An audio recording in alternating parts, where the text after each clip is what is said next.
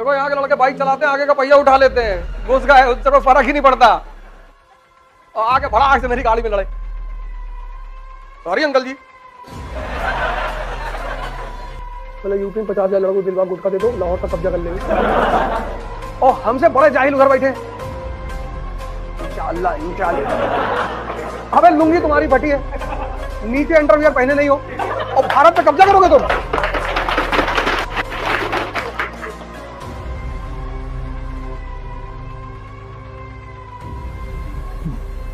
जय हिंद फ्रेंड्स। हिंदुस्तान की सबसे खतरनाक क्या है? यहाँ की सेना। आदिकाल से यहाँ का जवान एक ही चीज का जानता है, मरना और मारना। आईपीकेएफ यूएन है, पूरी दुनिया में इंडियन पीस कीपिंग फोर्स को यूज करती है। देखो यहाँ के लड़के बाइक चलाते हैं, आगे का पहिया उठा लेते हैं, घुस गए, उससे कोई फर्क ही नहीं पड़ता। कल दो लोग यही क्रॉसिंग में ऑन स्कूटर, वो बैरिकेडिंग गिर गई है, ऑन स्कूटर झुका के निकाल ले, ऑन एक्सीलेटर पकड़े और वो निकले तब तक एक्सीलेटर दब गया और आगे भड़ाक से मेरी गाड़ी में लड़े। सॉरी अंकल जी। हमने कहा हमको इस बात का डर नहीं कि हमारी गाड़ी में कुछ खराब हुआ। अगर तुम सोचो इधर से उधर जा रहे होते, इधर से ट्रेन आ रही है और घुस जाते तो तुमको सॉरी कहने का मौका नहीं मिलता। बस तुम इतना सोच लो कि डायरेक्शन अगर तुम्हारी रिवर्स होती और जितनी स्पीड से तुम आके हमसे लड़े हो उतनी स्पीड से अगर उस शताब्दी में घुसे होते तो अब तक लोग इकट्ठा कर रहे होते कि उंगली उधर पड़ी भैया।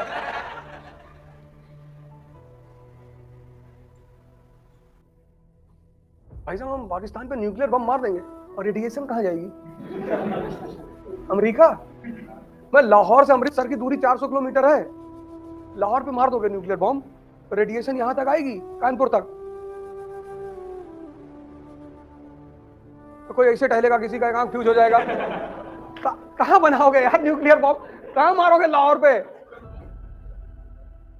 और हमसे बड़े जाहिल उधर बैठे। इंशाअल्लाह इंशाअल्लाह। अबे लुंगी तुम्हारी फटी है, नीचे अंडरवियर पहने नहीं हो और भारत पे कब्जा करोगे तुम। वो अजीब पागल है, अजीब, ये कर देंगे वो कर, कुछ ना कर पाओगे।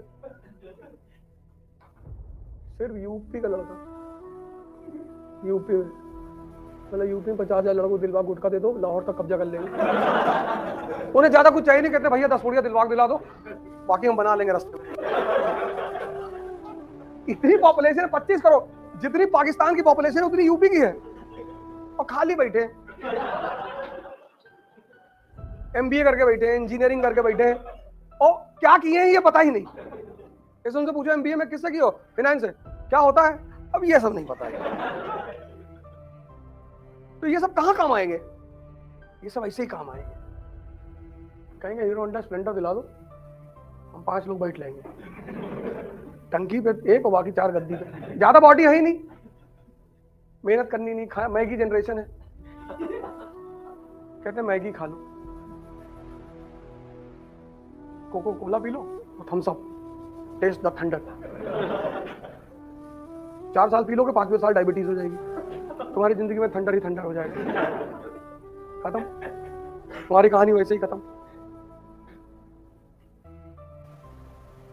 तुम्हारी जनरेशन ऐसी है ना, वो ऐसे गानों की जनरेशन है जिस गाने का मतलब ही नहीं है।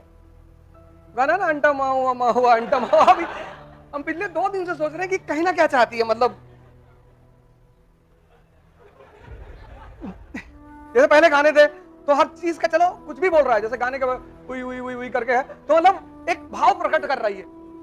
ये अंडा माहू से क्या निकल रहा है हमें समझ में नहीं आ रहा।